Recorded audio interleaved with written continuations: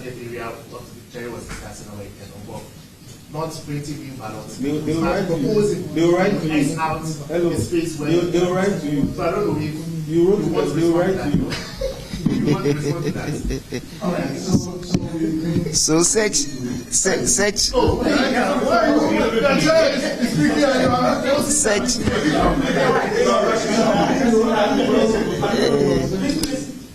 such letters which requires legal interpretations. Normally we refer it to the legal department, so you will get a response.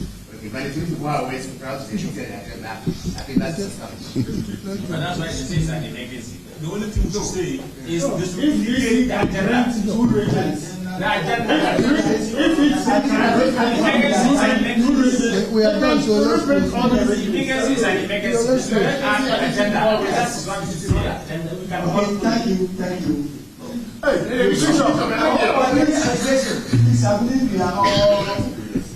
No, we have the energy for the meeting. You should pray. We are praying. Let's go on. Thank you once again for being with us. We call on you when we started this meeting. 23 days to Ghana's presidential and parliamentary elections. Hello and welcome to Journey's Prime. You were just watching an IPAC meeting which is currently underway at the headquarters of the Electoral Commission to discuss some printing of ballot issues in some 2 regions. We'll take you back there for more details. But coming up, Attorney General takes on lawyer for Speaker of Parliament for suggesting there is no order directed at the Speaker, accusing him of engaging in unnecessary artificial technicalities. And that is quite clear.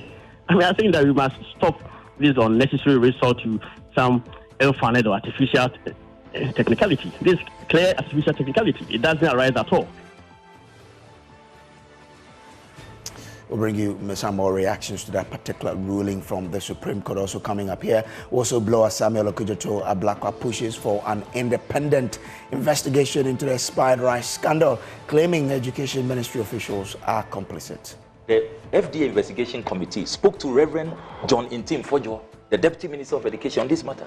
Heavy political pressure brought to bear that this rice should be distributed came from the Ministry of Education. Let me drop that hint today. Now, National Labour Commission gives Fair Wages and Salaries Commission 4 days to submit report on negotiations with Teachers and Education Workers Union as the NLC orders TEU to halt its intended nationwide strike. We have details of that NLC directive shortly. And we'll also bring you a lot more details of other stories making rounds in the political front. All of these and more coming up here. Remember, at 8 we'll bring you Prime Business, and later at 8:15 we'll bring you the Prime Sports. We are home of independent, fearless and credible journalism. Thanks for choosing us. Please stay.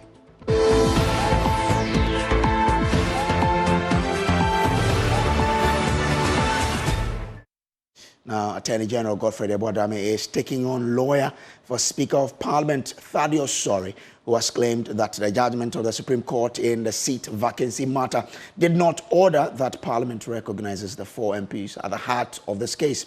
The court on Tuesday, by a 5-2 decision, interpreted Article 97(1) G and H and said that an MP is deemed to have vacated their seat if they change their political affiliation and continue to serve in Parliament under a new party identity. The court, however, did not make any specific orders directed at the Speaker, but Godfrey Dami says the judgment of the court is sufficiently clear on what should happen next. He spoke to Ebefa Pao on Media News on Joy FM. Necessary resort to some ill-founded or artificial technicality. This clear artificial technicality, it doesn't arise at all. Okay, so you and if you look at Article 2, Clause 1 of the Constitution, based on which the Supreme Court made these orders, it says the court is the one vested with the sole and exclusive jurisdiction to interpret the Constitution and, of course, declare any act or omission on the part of a person as unconstitutional, and that the Supreme Court shall, for the purpose of declaration, make such orders and give such declaration. And such a declaration has been made. such orders have been made by the court clearly. So you insist that so you insist that the Apex Court gave effect to its orders, but is it executable? Is the question? Why not? I mean, so if the court makes an order that A, B, or C persons have not vacated their seat, what does it mean? Does it not mean that they are still members of parliament? Yes, they are still members of parliament, and that is the whole importance, the hope of the exercise that are taken by the Supreme Court. But the former director of the Ghana School of Law, Kweku Ansah, believes the 4 members of parliament whose seats were declared vacant cannot be admitted back into the House due to the court's failure to give consequential orders. He also spoke on the media news. Sorry, so you've been hearing the Attorney General also on this matter, but on the issue about whether the 4 MPs would have to go to Parliament or not, and whether the Supreme Court actually gave orders, what are your views on that? They are not going anywhere.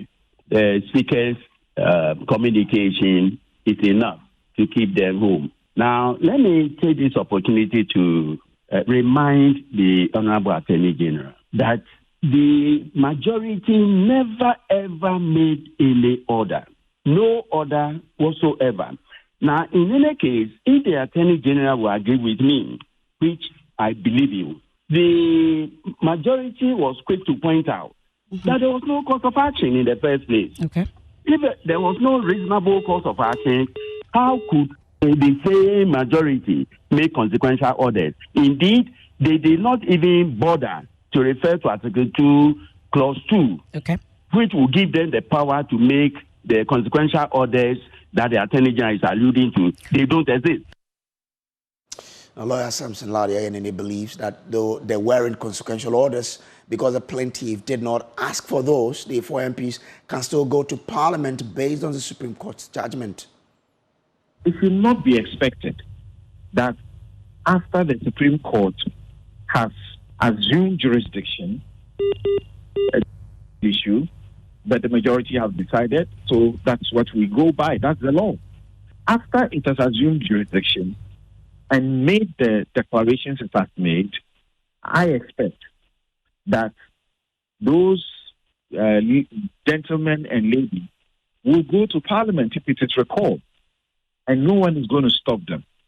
And I suspect that anyone who attempts to stop them will be acting in defiance of the Supreme Court's declarations. But again, you see that even when that happens, there will still appear to be a certain lacuna gap because of the absence of the consequential orders. Look, the law's purpose is to order society, is to ensure, cohesion, is to ensure prosperity, is to ensure development orderly. So I think we have come to the understanding that whilst the pursuit of law may not be a resolution to this issue, there is a need to focus on, the interest of the Ghanaian that has to be protected, because Parliament must work. Well, away from that, Samuel Okututu Blackwell, the whistleblower in the expired rice scandal, has raised concerns about the credibility of the Education Ministry in investigating the matter, alleging that senior officials are complicit. Since launching his campaign on Wednesday to ensure those responsible are prosecuted, Mr. Blackwell revealed that Lamens Investments Africa Limited, a Ghanaian-owned company, imported 22,000 bags of rice in 2022, which was repackaged and distributed to several senior high schools in February this year after it had expired. Listen. The FDA Investigation Committee spoke to Reverend John Intim Fojo, the Deputy Minister of Education, on this matter. So why are they pretending that I have brought this to their attention? That is why I insist that we need an independent, impartial investigation. So this the was Ministry of Education is complicit. Brought to the attention of the Deputy Minister in January. In January. But the rice was distributed in February. In February. And look, the heavy political pressure brought to bear that this rice should be distributed came from the Ministry of Education. Let me drop that hint today. Okay. It came from the Ministry of Education. And I know exactly who did that. We will smoke them out soon. So you say that you do not agree with the ministry's investigation? Yes, because I cannot trust that it will be independent. This action even betrays their dishonesty. Exactly. Exactly. Because the report is here. The FDA report is here. Well, Charles is also looking into this particular matter to ensure their students are safe, and Primus Barrow is council member. He is joining us for an interaction on this particular development. Primus, if we do have you, we'll get him shortly so we can have an interaction with him. But however, the kitchen staff in these schools belong to the Teachers and Educational Workers Union, TEU, and General Secretary King James also joins us on the line now for some interaction on this. King James, I'm grateful to you for joining here. Now, can you confirm for us if your members received the Moshosho rice packaged as, we understand the Moshosho rice was repackaged into some other packages which was labeled ECOWAS rice?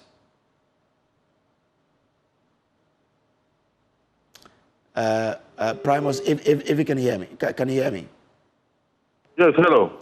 Yeah, Primus, let me find out from you whether or not you've been doing your checks in the last 24 hours since you got a hint of the distribution of expired rice. If you have, what have you found? Good evening to you. Yes, so far I can describe what we are hearing as rumors as far as gas is concerned. We equally had, we read it on the way that the allegation of some contemplated rights. That part from our region, through our leaders, as the various regional chairmen and the representatives of the regional national council. Unfortunately, as I talk now, I've not had any official complaint or confirmation that they have been contaminated.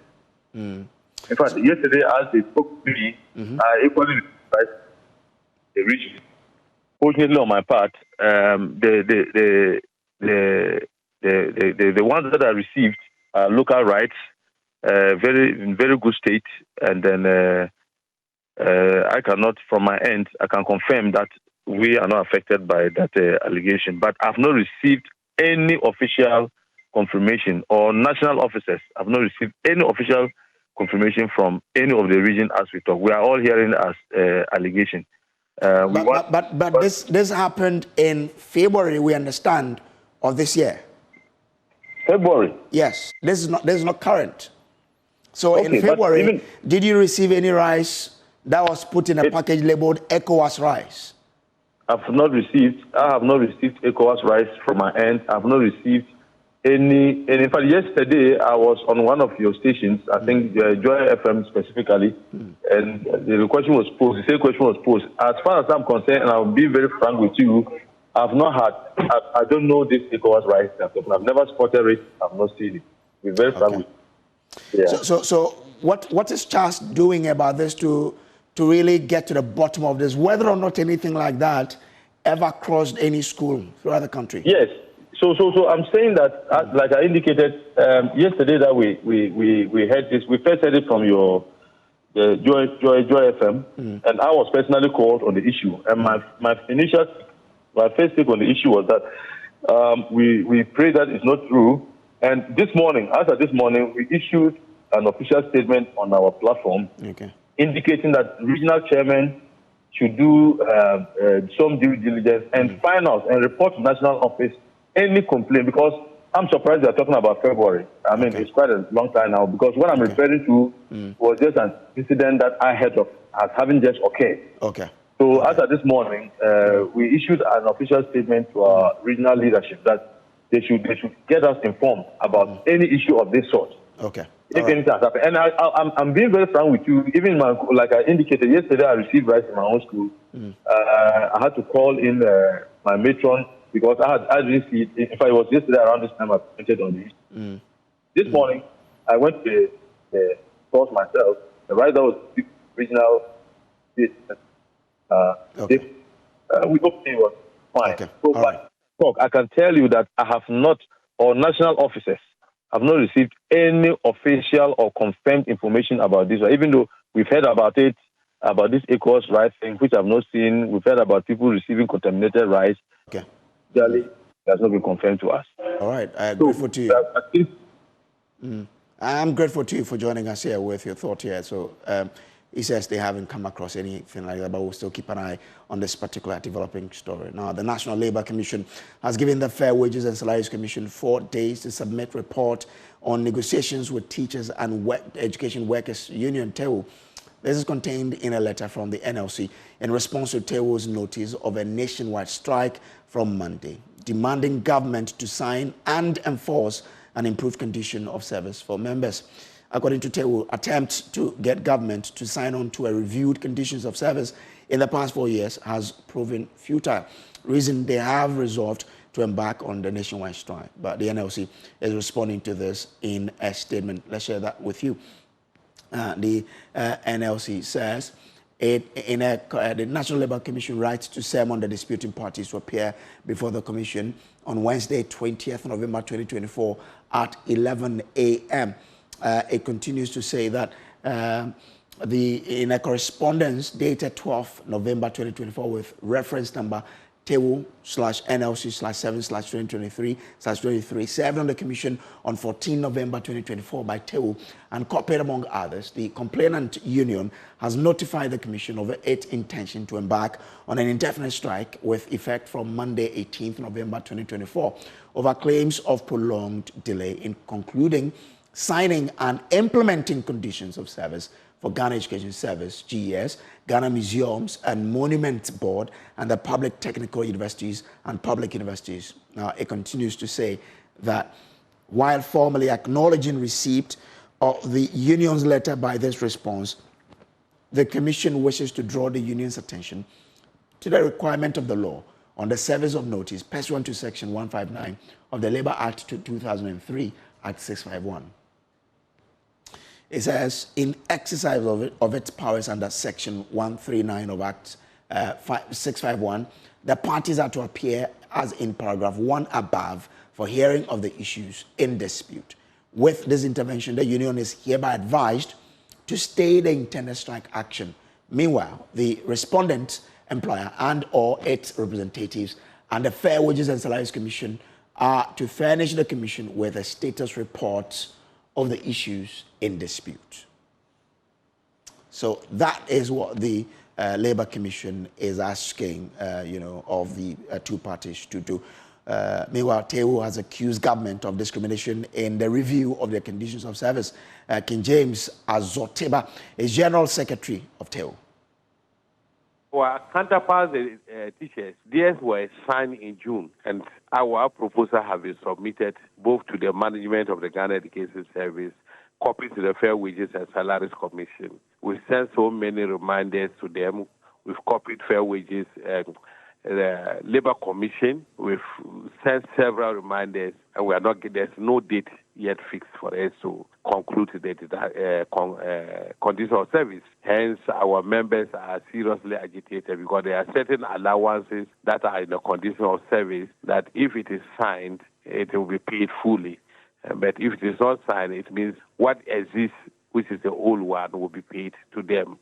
And they are being disadvantaged. Do you feel you are being discriminated against? Yes, of course, yes. Because if we see that what happens to the teachers when they make noise, the next time they meet with them. For us, we go through the processes and we want to do the right thing, and yet nobody is listening to us. And that's why we think that this is the right timing for us to be able to act.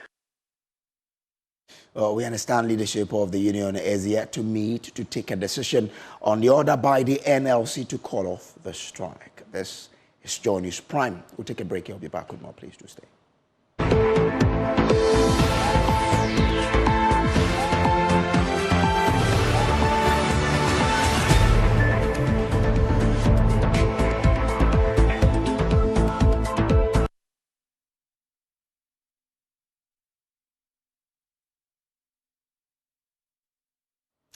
And what a way to welcome you back to Joy News Prime, because as we speak, the Black Stars of Ghana are leading Angola by a goal to nil. And our goalkeeper just made a save of the penalty which was awarded to Angola.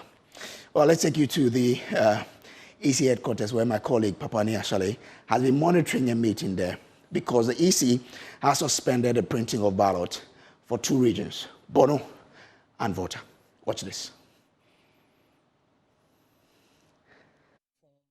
Political party together with the media that they've encountered some huge issues within for the printing specifically of the ballots, presidential and parliamentary, for 2 regions, the Volta region and Ahafo regions. What they've just told the political parties is that they've been trying after some time and they have failed to try and rectify those issues, and then they have taken the decision to scrap those ballots and do a full reprinting.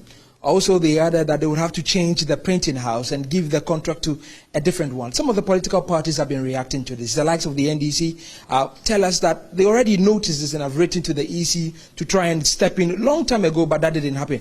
I have the Deputy Director of IT and Elections, Dr. Rashid Computer Tanko. He's with me. Doc, briefly, what's your reaction to the announcement from the EC?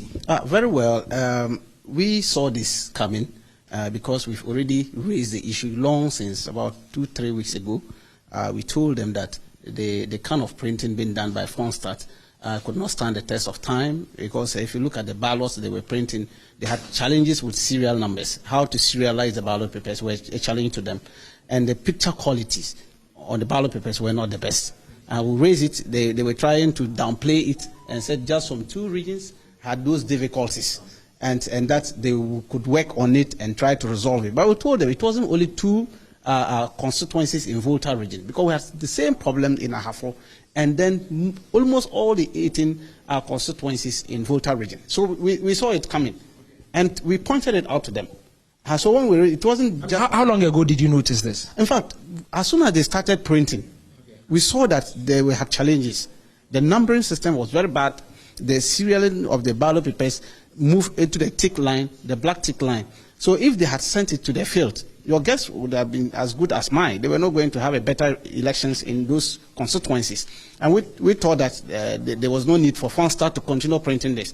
And so if the Electoral Commission reasoned with us and think that, look, for us to have credible election, they must go with the point of taking those ballot papers out and give it to print houses that can do the work. For instance, bulk prints and act commercials to do the printing all together. Fair enough. Okay, so there's a question or the area about recalling the ballots and then incinerating them or properly disposing them of. You raised some concerns about that. How exactly do you expect the EC to go about this particular process to ensure that at least none of these things become a topic for concern during the elections in itself? Well, we would have wished that a date is fixed for the shredding of those ballot papers from these 2 regions. But nonetheless, they said they will give us a date for that. We have taken statistics of those ballot papers. We have it. Our agents were monitoring it 24/7. So we've taken notice of it, and then we've been monitoring it. As we speak now, we have our agents monitoring the place 24/7. So we are waiting for a date. Like he rightly put it, it must be shredded in the presence of all of us, and then a certificate of destruction is issued. That one they are non-negotiable. We are going to keep eye on it and make sure that not single ballot paper is moved out from these 2 regions as printed currently. And thankfully, as they indicated, it has not moved yet. The ballots have not moved yet. They are still in the storeroom of Fronstadt. They were supposed to move them tomorrow and Tuesday. Ahafo would have been moved tomorrow, and then the Volta would have moved on Tuesday. But fortunately, this decision is a welcome decision. We think for credible election, this is one of the... So that is the interaction there from what happened in the EC, at the EC headquarters, and we'll be keeping an eye on this development as well. From that, the NPP continues to express optimism about holding on to power after December 7 election. The party believes concerns raised by some electorate about the hardship they face will not be a deciding factor at the polls. Now, chairperson of the NPP's Electoral Committee campaign, Peter Menu, rather believes the good policies being promised by Dr. Bawumia will garner more votes for the party. Before we hear from him, let's listen to some of the concerns by the electorate from Ayasu Central Constituency. day when I go home, my children were coming to me. I normally push them off because I have nothing to make them happy. What is this? Because we are having a bad economy. From 4 to what? 17 point something cities. Why? What I want to see is if you could remember very well, way back 2016, Bohemia told us $1 is equivalent to what? 4 cedi, right? And he was complaining. By now we share $1 cry, almost 18 cedis. We were in Ghana here when Bohemia came and told us, say, well, still dollar no say cedi no or the key now what the key now my IGP. And then dollar no kasa chase no. Mr. McMillan, however, says in all of these challenges being enumerated by the electorate was because of what happened earlier, and he says that the economy is far better than how it was during the Mahama administration. If anybody tells you that he's paying so much for free SHS, so it's expensive, I would say it is not the truth. That is why last week, I myself, I walked to the teachers' hall to see parents who wanted to change their school, who wanted to get boardings as against they. Go and see the numbers. I was marveled. If people don't want it, why was the place so overcrowded? Hannah, I went there myself. Go and ask my secretary. I took her along. Because me, I want to seeing, they say, is believing. So if Joy FM goes out to interview people, I don't know, I haven't seen the interview, but I'm telling you what I have seen with my own naked eyes at the teachers' hall. And even today, if you go there, you will see what's happening there. The crowd, are you telling me these crowd, they don't have anything to do and they waste their time to come to teachers' hall? Okay? So when people say things like, the dollar was 4 cedis, 20 pesos, and it's now 70. I laugh. Because 4 cedis, 20 pesos, were they able to buy chalk? Were they able to pay salaries of teachers? Some teachers have not been paid for years. What was the size of the economy? And what is it now? So you want to use the dollar as the only yardstick for measuring an economy? That is not true. It cannot be. It cannot be. It cannot be at all.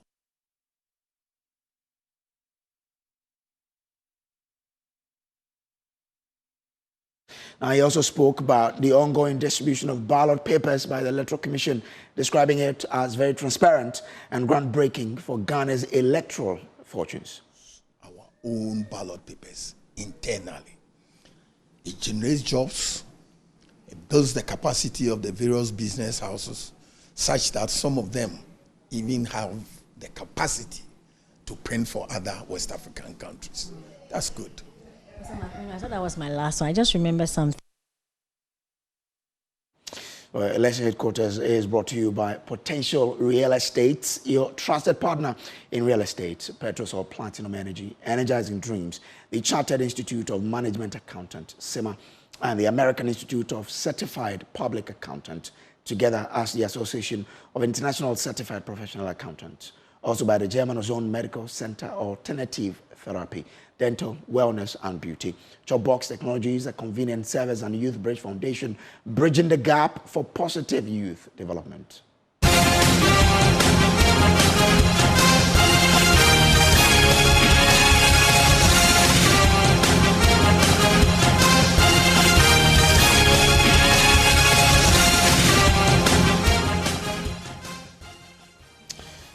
Two other stories now, and it was an unforgettable day at Safari Valley as 100 school children swapped their classrooms for an exciting outdoor adventure. The Multimedia Ghana Multimedia Group Limited and Safari Valley Eco Initiative officially kicked off, giving kids a hands-on experience with nature while teaching them how to care for the environment, from spotting animals to exploring unique plant species. The day was filled with discovery and joy. My colleague Jacqueline and Sumayabua has more in this report. Ghana faces serious environmental challenges. Deforestation and the impact of illegal mining are taking a toll on our biodiversity. But there's hope for a greener future. The Multimedia Group Limited Safari Valley Eco Initiative is working to inspire a new generation of eco-conscious leaders committed to protecting the environment. We just finished with the first camp, that's avian, and let me speak to Irene. Irene, what have you learned so far? I learned about the silky chickens, which have very fluffy feathers, and the polished chicken, which have crowns on their heads that look like the caps of Polish soldiers. So they were named after them, and demoiselle cranes. But then what other thing are you expecting to see today? I'm expecting to see how they actually mate and how they are able to sit on their eggs for that long. I learned that the llamas are quickly aggressive. They get angry easily. And I learned that the ostrich has 2 feet and the llamas have 3. Okay. All right. Well, we've heard from the student, but then we still have another group. That's part of the 11 students that are here today at the Safari Valley Eco Park that we are in right now. Let's just get a bit closer to find out more about what they're teaching the students right now. Over there is an emu. My first time seeing an emu, though. I mean, it looks huge and all that. Has some sort of unique features that you might want to have a closer look at. All right.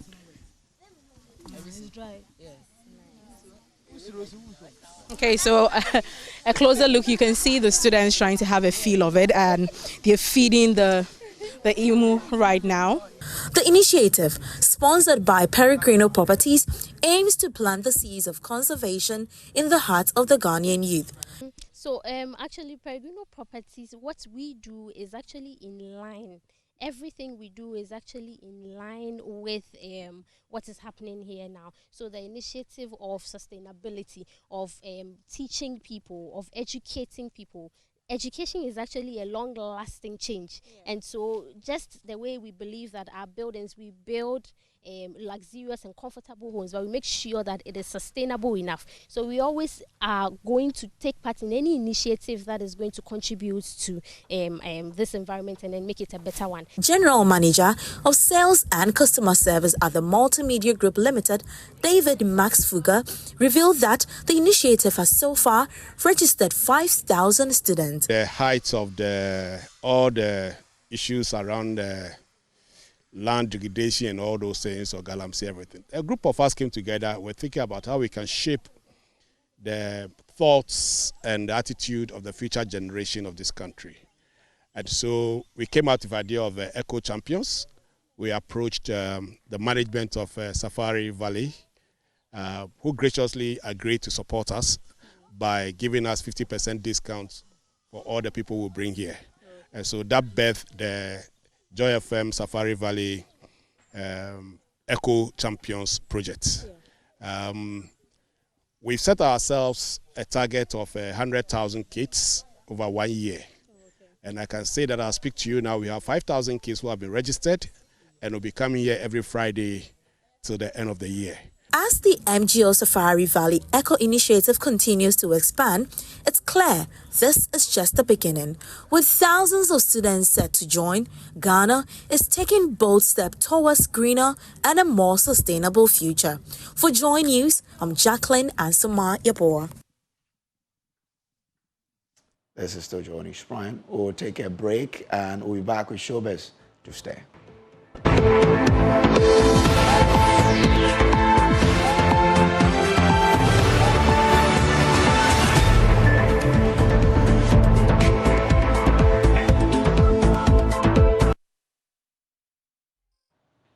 All right, time for us to do Showbiz. And guess what? Today, Becky is here with news from Jamaica. So we're going to do a little in Papa. You don't. We'll say a little, you know. Well, Braze, I'm going to tell you something. Yeah. The Jamaican dancehall queen is in town. Mm-hmm. A Stone Boy brought her all the way to the motherland. So Boy went to Jamaica and brought the sister into the motherland. He no good.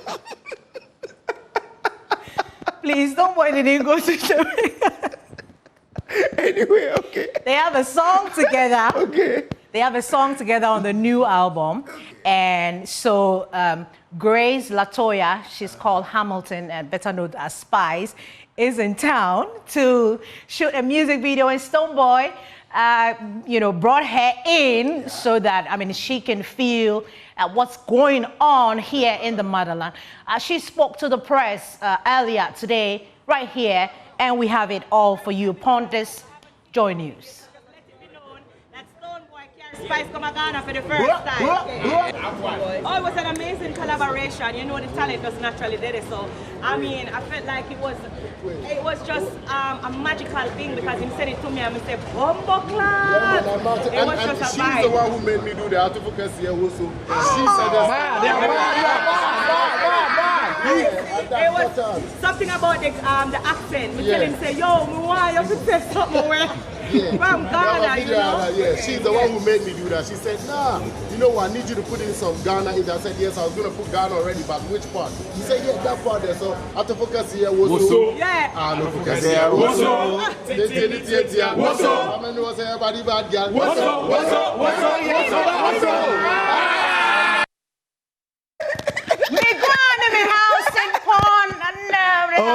This evening is all about Jamaican patois, spices in Ghana, and we're doing it for Spice, but this one I'm not too sure we can do it in Jamaica. My sister in Spice. My sister in Becky with a patois. I got this patois going on with everybody. Oh, no, I switched to the accent. Let's move away from Jamaica. But Miss Sister, you see that ass shaky booty there? Well, that's what they do in Jamaica. They appreciate all those things in Jamaica, and we appreciate it right back. The music video, we're looking forward to it, and we cannot wait to see that. But let's move away from that and talk about Ghanaian musician and poet Kwame Brenya. He is lending his voice to the fight against the depletion of the country's forest reserves. At his recent show at Comset, the indigenous artist took listeners on a musical journey that underscored the negative impact of illegal mining on Ghanaian communities, criticizing the lack of decisive action by leaders to address the menace. Held at the Bandor Beer Garden in Accra, the event brought together artists like One Love and Sechiwa, among others, who joined Brenya in conveying a message of hope and environmental consciousness.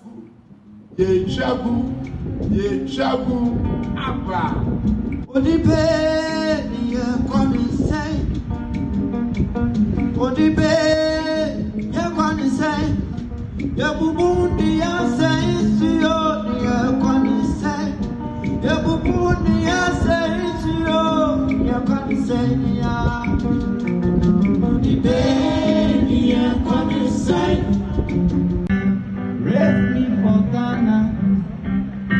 Ghana, beautiful country, polluted country, kind country, irate country, rich country, begging country, Blance's country, Thomas country, no be my fault, say they born me